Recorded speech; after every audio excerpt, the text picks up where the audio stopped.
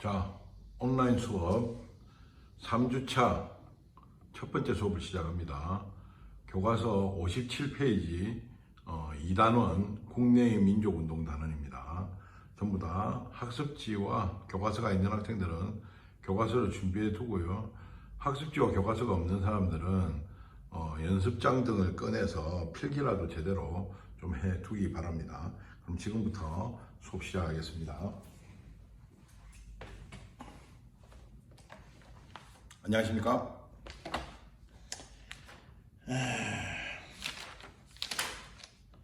여러분들 계속 온라인과 오프라인 수업을 이제 왔다 갔다 하면서 매우 이제 정신이 없죠. 코로나 때문에 여러분들만 힘든 건 아니니까 좀 더 견디고 참아봅시다.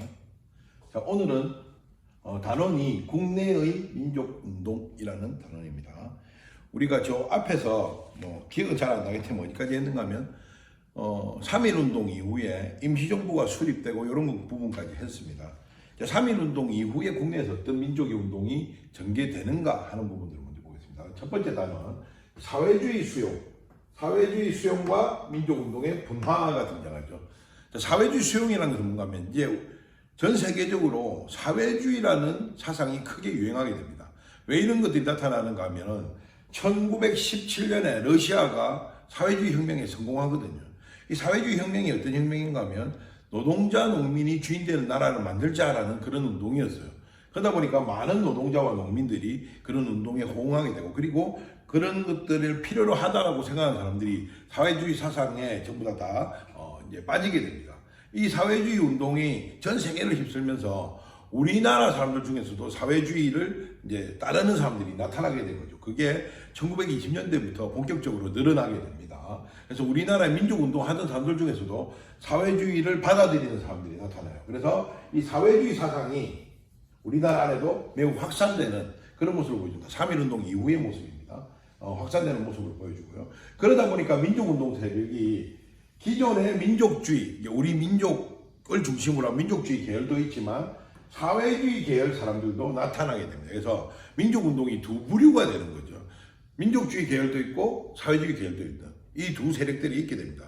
이 두 세력은 서로 막 갈등을 하기도 해요. 서로 방향들이 다르기 때문에.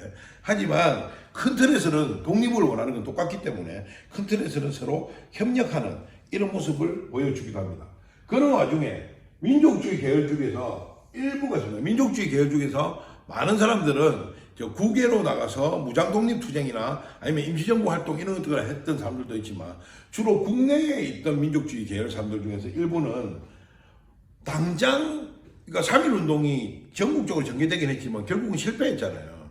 3.1운동을 하면은 해방이 독립이 될 줄 알았는데 독립은 안 됐습니다. 그래 되다 보니까 이들은 당장 독립은 힘들겠구나. 당장 독립이 힘들면 우리가 실력이 있어야 일본을 극복할 수 있다. 그래서 실력을 좀 길러야 될 필요가 있겠다. 어디서 많이 들어본 말이죠. 우리가 일제시대에 되기 전에 애국개몽운동이 있었습니다. 그거하고 거의 같은 논리예요. 우리가 힘이 없어서 당했다라는 그런 논리죠. 사실은 한계가 좀 뚜렷한 운동이긴 합니다만 어쨌든 이런 운동이 시작돼요. 그래서 실력 양성운동이라는 것이 이때부터 본격적으로 전개되게 됩니다. 반면에 사회주의 계열 사람들은 주로 청년이나 농민, 노동자, 각 그룹별, 그러니까 청년 그룹이 있고, 노동자라는 계급이 있고, 농민이라는 계급이 있죠. 계급별, 그룹별로 각종 단체를 조직해요.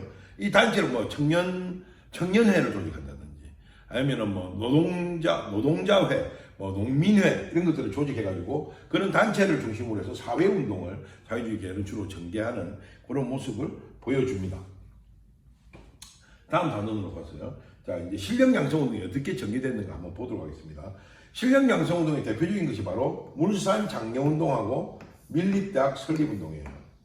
이거 말고 또 하나 더 있습니다. 버나로드 운동이라고 농촌 계몽 운동이 또 있긴 했는데 우리 책에는 서술되어 있지 않기 때문에 일단은 빼도록 하겠습니다. 이 두 가지 운동에 대해서 설명하겠습니다.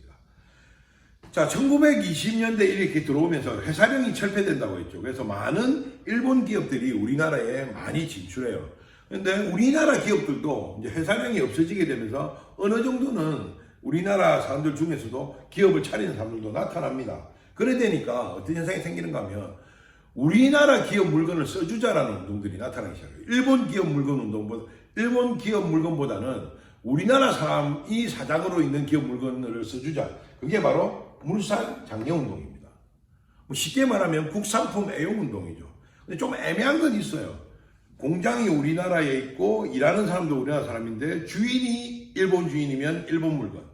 공장도 우리나라에 있고 일하는 사람도 우리나라 사람이고 주인이 조선인이면 우리나라 물건. 뭐 이런 개념인데 사실은 이런 것들 때문에 이 물산 장려 운동은 일본의 자본을 막고 우리나라 자본을 키워서 우리의 힘을 기르자는 운동인데 그냥 한편으로 보면 그냥 자본가를 키워주는 운동밖에 안 돼요. 뭐 자본가들 중에 양심적인 자본가도 있지만 상당수 좀 친일적인 자본가들도 많이 있었거든요. 근데 이런 친일적인 자본가들만 배를 불리는 그런 운동이었다라는 비판도 역시 아울러 있습니다. 물산 장려 운동. 그래서 뭐 요즘은 그렇게 크게 중요하게 취급하고 있지는 않아요. 오히려 이제 실력 양성 운동의 가장 대표적인 것은 바로 밀립대학 설립 운동입니다.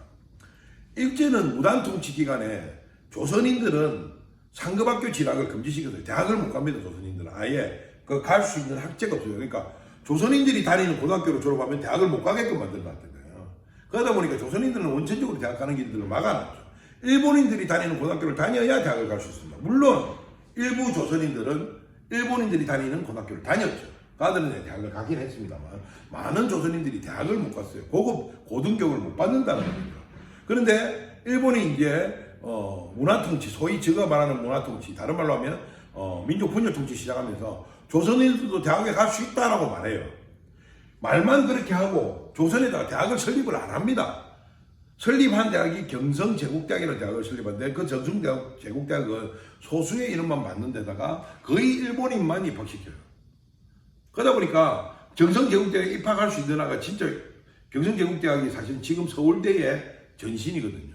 근데 지금 서울대는 공부 잘하는 학생들이 가지만 경성제국대학은 사실은 공부 잘하는 학생이 가기보다는 일본인 학생들이 간다든지 아니면은 거의 친일파의 사제, 뭐 영혼까지 일본 아들인 이런 조선인들이 주로 가는 대학이 경성제국대학이었어요.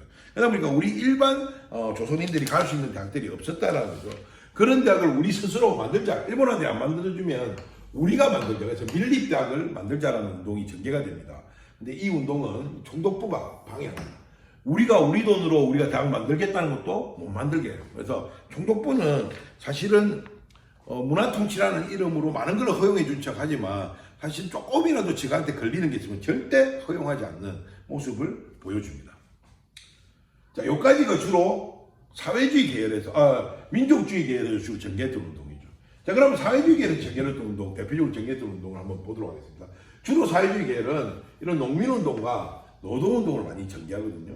대표적인 농민운동부터 한번 보도록 하겠습니다. 우리가 앞에서 산미정식 계획에 대해서 배웠습니다. 산미정식 계획이 실시되면서 많은 농민들이 몰락한다 했죠. 특히 소작농은 아예 소작도 잃는 경우가 많았고 자영농들은 소작농으로 전락하는 경우가 많습니다. 그래서 이렇게 산미정식 계획 때문에 종이 쳤네요. 산미정식 계획 때문에 많은 농민들이 몰락합니다. 특히 소작농들의 삶이 엄청나게 힘들어져요.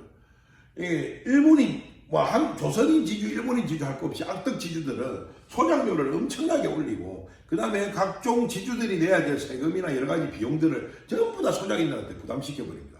소작인들이 살 수가 없게 돼요. 그러다 보니까 소작인들이 이렇게 단체를 조직해가지고 쟁의에 나서는데 그거를 뭐라고 그런가 하면 소작쟁의라고 부릅니다. 농민파업 비슷한 거죠. 소작쟁의를 전개하게 되는데 이 소작쟁의에서 주로 주장했던 것이 소작료 낮잖아. 일제시대 소작료가 보통 5대5인데 심한 지주들 같은 경우는 7대3으로 거둬요. 이게 뭔가 하면 지주가 7을 먹고 소작인들은 3밖에 못 가져가는 거예요. 그러다 보니까 소작인들이 미칠 노릇이죠. 이 소작료 낮춰라. 이거 5대5로 하자. 뭐 이렇게 가는 거죠. 또는 3칠. 소작인이 3, 지주가 3, 소작인이 7. 이렇게 가져가게 하자라는 것들이 바로 이제 소작료를 낮추자는 운동이고요. 또 하나는 소작권 보장 운동입니다. 자기가 이거 소작 붙이고 있는데 갑자기 주인이 야 내년부터 여기 소작 붙이지 마. 가난한테 줄 거야. 그러면 내년부터 당장 먹고 살 길이 막막하잖아요. 그래서 내가 이거 소작하고 있으면 계속 이거 좀 인정해도 하는 게 소작권 보장 운동이에요. 이런 것들을 주장하는 운동들이 이제 전개되는데 이 소작쟁이 중에 가장 대표적인 것이 암태도 소작쟁입니다. 암태도가 어디 있는 섬인가 하면 목포 앞에 있는 섬인데요. 저는 이제 직접 가보기도 했습니다만, 이 암태도 조작쟁이가 왜 대표적 운동인가 하면 이기 운동이기 때문에 그렇습니다. 일본이 지주에 대항해서 승리해요. 결국은 지주가 손들고 소작인의 요구를 들어주게 됩니다. 이 암태도의 이 소작 농민들이 암태도 그 섬 안에서만 쟁의를 벌인 것이 아니라 목포까지 나가서 항의하고 뭐 이런 모습들을 보여주거든요. 이런 소작쟁이가 있었고요. 그 다음에 노동쟁이가 있습니다. 우리가 앞에서 배웠듯이 회사령이 철폐되면서 많은, 여기 나와 있죠. 많은 일본인 기업들이 진출한 데 있죠. 이렇게 일본인 기업들이 많이 진출하면서 공장이 이제 곳곳에 이제 우리나라 안에서도 많이 세워져요. 그래서 우리나라 사람들 중에서 원래는 다 농민들이었는데 이 소작도 떼이고 이런 사람들은 노동자들이 되겠죠. 그래서 노동자들이 많아지게 됩니다. 문제는 뭔가 하면 이 일본인이 경영하는 공장 안에 일본인 노동자도 있고 한국인 노동자도 있어요. 그러면은 같은 일을 하는데도 한국인 노동자가 훨씬 더 임금을 적게 받습니다. 한국인 노동자 차별받는 거죠. 그리고 일본인 노동자과 한국인 노동자만 있다고 했을 때 매우 비인간적인 데고, 특히 일본인 사장, 일본인 사장뿐만 아니라 한국인 사장도 그런 사람들이 있긴 했지만 매우 비인간적인 대우를 합니다. 그래서 한국인 노동자 차별이나 열악한 노동 조건을 개선하기 위한 운동이 벌어지는데, 노동쟁이는 쉽게 말해서 지금으로 따지면 파업 같은 거라고 생각하면 돼요. 가장 대표적인 것이 원산에서 일어났던 원산 총파업입니다. 어떻게 보면 노동쟁이나 초작쟁이 같은 경우에는 자신의 생존권을 지키기 위한 그런 운동들이죠. 요 두 가지는. 하지만 이들이 저항했던 대상이 자본가나 지주들인데, 이 자본가나 지주들이 대부분 일본인들입니다. 그러다 보니까 자연스럽게 소작쟁이나 노동쟁이도 자연스럽게 독립운동 형태로 발전해가는 그런 모습을 보여준다. 이거 말고도 국내에서 벌였던 민족운동이 60만세 운동, 광주학생 항일운동, 그 다음에 사회주의 계열과 민주주의 계열이 협력을 한 신간의 운동들이 있는데요. 그거는 다음 시간에, 다음 차시 때 나눠서 하도록 하겠습니다. 수고하셨습니다.